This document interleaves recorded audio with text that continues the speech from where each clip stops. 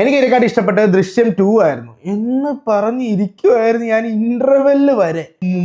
മുള്ളാൻ മുട്ടിയിട്ട് ഞാൻ പോയില്ല. എനിക്ക് ഇപ്പോഴും ആ കോരിത്തിരിപ്പ് അങ്ങോട്ട് മാറിയില്ല. ദൃശ്യം 2 തിയേറ്ററിൽ കാണാൻ പറ്റാത്തതിന്റെ എല്ലാ വിഷമങ്ങളും 3-ല് തീർത്ത് വെച്ചിട്ടുണ്ട്. എന്റെ പോയി എന്തൊരു പൊടോടോ അത്. ഞാൻ പറയുന്നത് 2026 ബെസ്റ്റ് സസ്പെൻസ് ത്രില്ലർ മൂവി ദൃശ്യം 3 കൊണ്ടു. കാരണം എന്ത് ത്രില്ലിലാന്നറിയോ ആൾക്കാരെ പിടിച്ചു നിർത്തുന്നേ. ഇന്റർവെൽ എന്റെ കൂട്ടുകാരോട് ചോദിച്ചു പോകുന്നില്ലേന്ന്.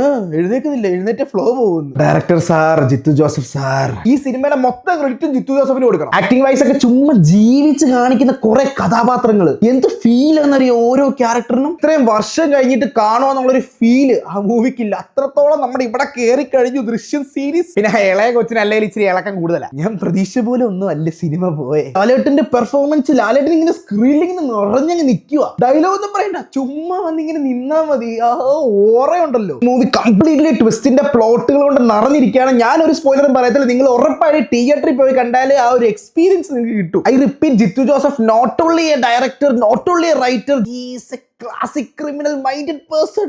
എന്റെ പൊന്നോ പറയാതിരിക്കാൻ വയ്യ. ഇങ്ങനൊക്കെ ചിന്തിക്കുവോ? പൊന്നെണ്ണ നമിച്ച് കണ്ടവര് അഭിപ്രായം പറ, സ്പോയിലർ ഇല്ലാതെ.